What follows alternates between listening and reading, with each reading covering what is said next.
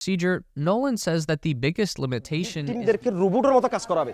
চিপটা যদি এখানে বসানো হয় সেক্ষেত্রে শরীরের ব্রেন কন্ট্রোল করা যায়। কক্সবাজারের কুতুবদিয়ার হারুন মেম্বারের ব্রেন চুরির ঘটনার কথা আমাদের অনেকেরই জানা।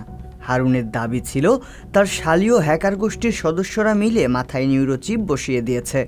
এর ফলে হ্যাকাররা হারুনের গতিবিধি লক্ষ্য রাখা সহ নিয়ন্ত্রণ করতে পারছে তার চলাচল, এমনটাও বলেছিলেন তিনি।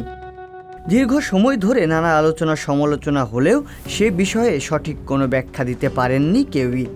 এর মধ্যে আবার কিছুদিন আগে তার মাথা থেকে সফল অস্ত্রোপচার করে একটি ক্ষুদ্র ডিভাইস বের করা হয়েছে বলে দাবি করেন তার চিকিৎসক ও আইনজীবী।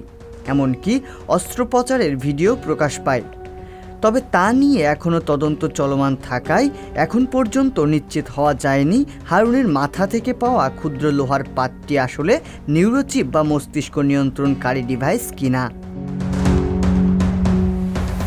হারুন মেম্বারের এমন রহস্যের কুলকিনারা না পাওয়া গেলেও সম্প্রতি ইলন মাস্ক নিয়ে এসেছেন প্রযুক্তির দুনিয়ার নতুন চমক।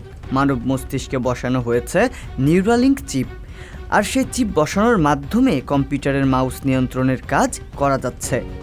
ইলন মাস্ক জানিয়েছেন প্রাথমিক ফলাফলে নিউরন স্পাইক শনাক্তকরণ ব্যবস্থায় আশাব্যঞ্জক সাড়া মিলেছে। স্পাইক হলো নিউরনের বিশেষ কার্যকলাপ যা কোষের বৈদ্যুতিক এবং রাসায়নিক সংকেত ব্যবহার করে মস্তিষ্কে এবং শরীরের অঙ্গ প্রত্যঙ্গে তথ্য প্রেরণ করে। 2023 সালে যুক্তরাষ্ট্রের খাদ্য ও ওষুধ প্রশাসন নিউরালিঙ্ককে প্রথমবারের মতো মানুষের মস্তিষ্কে চিপ বসিয়ে পরীক্ষা চালানোর অনুমতি দেয়।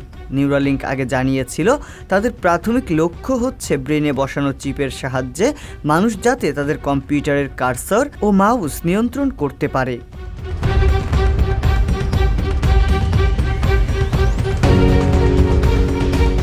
যার মস্তিষ্কে নিউরালিঙ্ক চিপ বসানো হয়েছে তিনি মাউসে কতগুলো ক্লিক করতে পারেন তা এখন পর্যবেক্ষণ করে দেখছেন নিউরালিঙ্কের গবেষকরা। ইলন মাস্ক জানিয়েছেন এ লক্ষ্যে এরই মধ্যে সফলতা পাওয়া গেছে।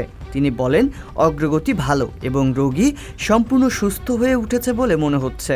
আমাদের জানা মতে তার উপর কোনো নেতিবাচক প্রভাব নেই। রোগী কেবল চিন্তা করেই কম্পিউটারের মাউস নিয়ন্ত্রণে সক্ষম। তবে বিশেষজ্ঞরা নিউরালিঙ্কের নিরাপত্তা ব্যবস্থাকে আরও যথাযথভাবে পর্যবেক্ষণের দাবি তুলেছেন। তাছাড়া নিউরালিঙ্কের প্রযুক্তি সম্পর্কে ইলন মাস্ক যেসব তথ্য প্রকাশ করেছেন তাতে বিনিয়োগকারীদের বিভ্রান্ত হওয়ার সুযোগ আছে কিনা তা খতিয়ে দেখতে যুক্তরাষ্ট্রের 4 আইন প্রণেতা সিকিউরিটিজ অ্যান্ড এক্সচেঞ্জ কমিশনকে তদন্ত করার অনুরোধ জানিয়েছেন। রিয়াজুল ইসলাম, সংবাদ প্রকাশ।